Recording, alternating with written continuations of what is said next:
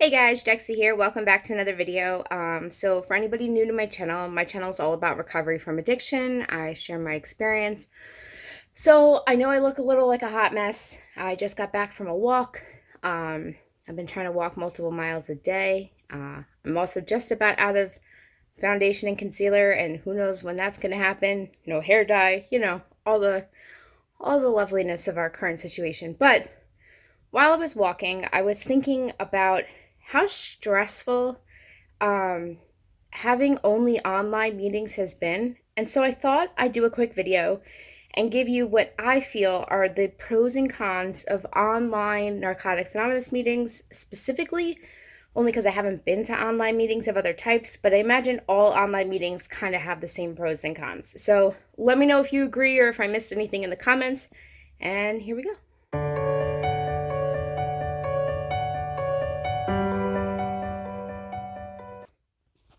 Okay, so since most people who watch my channel do not watch all the way through, as much as I wish you would, oh, and if you're not subscribed, please do so. It helps me a lot. But I want to go to pros first. This way, if you click off the video before it ends, you're at least leaving with a positive, positive thoughts. So my first pro is that it is much easier to attend multiple meetings. With meetings happening online, there are literally Narcotics Anonymous meetings happening 24 hours a day all over the world. And it is really, really easy to find them and attend. Um, you know, a lot of times I wasn't able, I would go to a couple meetings a week. 2 meetings I went to while my kids were in school, and then I would go to a meeting on Saturday night. But with the current situation and online being our only way to attend meetings, I'm able to attend a lot of meetings that I normally would not be able to attend. So that's a huge pro. Pro number 2 is anonymity. Now, this is also going to show up in my cons list, so don't go off on me yet. But depending on the platform being used, it is much easier to remain anonymous in online meetings. For example, if you go to online meetings on platforms like Discord is a fully anonymous platform. It is not connected to any personal information. And so, therefore, a lot of people have trouble going to meetings in person because they're worried because of their job or something like that, that if someone saw them there, they could have issues. So online meetings do give that protection. Now, you're going to hear me talk about this in a con later because some platforms are not as good with anonymity. But anonymity on certain platforms, it's much easier online than in person. Excuse me. And pro number 3 is they're there. Look, a lot of us in recovery are struggling right now, whether we have long-term recovery or we're newcomers, and just knowing that there are ways to get in touch with other addicts has made online meetings a really, really big bonus. It's nice to know that we are all connected. And as I said, sometimes we're worldwide connected. I mean, you can actually visit meetings in a whole nother country now where you probably would not have had that opportunity before. So the connectivity, the unity, it's there. But there are cons. And I think the cons is what is getting people, causing people to struggle. So the first con is also, sorry, I'm moving my phone. The first con is also anonymity.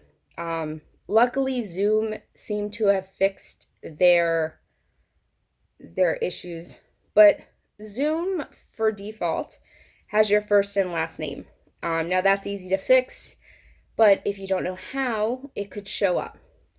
2, having a camera for a while. Now again, this has been fixed, but there were a lot of meetings getting bombed by trolls, and they were being recorded. And whenever you are on a video call that is open to the public, it is possible that somebody records it. So that is a scary thing for a lot of people. Now, again, since Zoom required passwords for meetings, that is not happening as far as I can tell, but I know it was happening at the beginning, which was really scary for a lot of people. I mean, it's, you want to open up about things and you don't want that stuff being recorded. Which goes to my number 2 con, which is you have no physical contact. We're used to hugging. We're used to giving that love. We know that no matter what, when we go to a meeting, we get that physical touch, right? We get a hug, we get that contact, and a lot of us are missing that. I'm lucky I have my kids at home, my parents at home, and so hugs are not in short supply in my house. But I know a lot of people living at home, and hugs are not something they have access to. And you don't realize how much you need the physical connection until it's gone. And my third con, which is probably the thing that's affecting me the most, is that it's really hard to open up. It's hard for me to get vulnerable in an online platform for a variety of reasons. One, a lot of times I'm at meetings and I don't know the people there. It's kind of hard to open up and get vulnerable with people who you don't know. Two, sometimes if I'm on Zoom on my phone, right? It's actually one of the reasons I prefer Discord meetings, but that's just me.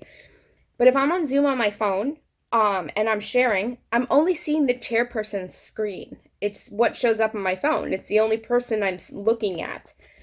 And if that chairperson is texting, or they're looking away, or they're laughing over reading something on their computer, it is very hard to stay focused on what I'm sharing because I know that person's not listening. I mean, maybe they are, I don't know, but it's different when you're looking out into a room full of people and you can see people looking at you and nodding and listening. Unless you're seeing everybody's video cameras, it's very hard to feel like you're being heard. And along with that, the final thing, is that when I go into my home group, if I look off, if I seem down, if I seem sad, they know. I have been with that group long enough that, like, if I just seem a little bit off, if I hug a little differently, if I smile a little off, they know something's up and they ask me what's going on. Online meetings have caused me it's much easier to pretend everything's fine. And let's be real, most of us aren't fine.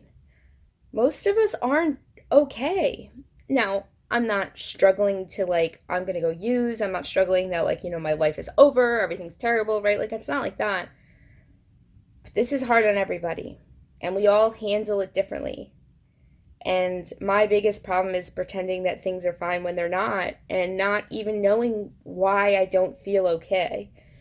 See, when I go to a meeting and I know something's off, when my home group members know something's off and they have me share, sometimes just talking it out can help. But it's a lot harder to talk things out in an online meeting. So those are kind of my short pros and cons list. Look, the fact is that we don't really have a lot of choice right now. It is not safe to meet in person. So even if a group was like, hey, we're going to meet in person anyway, I would highly suggest against it, at least in New Jersey, where, the rates are still going way high. I mean, my county alone has over 10,000 people that are sick. So, New Jersey is not a place where we want to meet in person. I know some places are opening up. Whether that's a good idea or bad idea is, my opinion doesn't matter. But let me know. Let me know what your pros and cons are. Did I miss anything? Is there anything that's been good for you or bad for you with online meetings?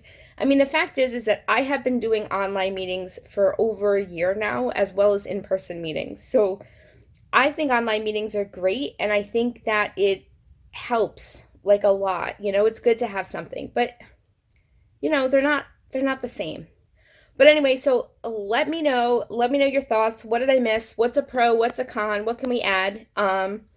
Yeah, chat with me on Discord. I need some love. I need to know that people are there. I'm really struggling, and it's hard to talk about it out loud. So, all right. Well, I love you guys, and I will talk to you soon. Bye, guys.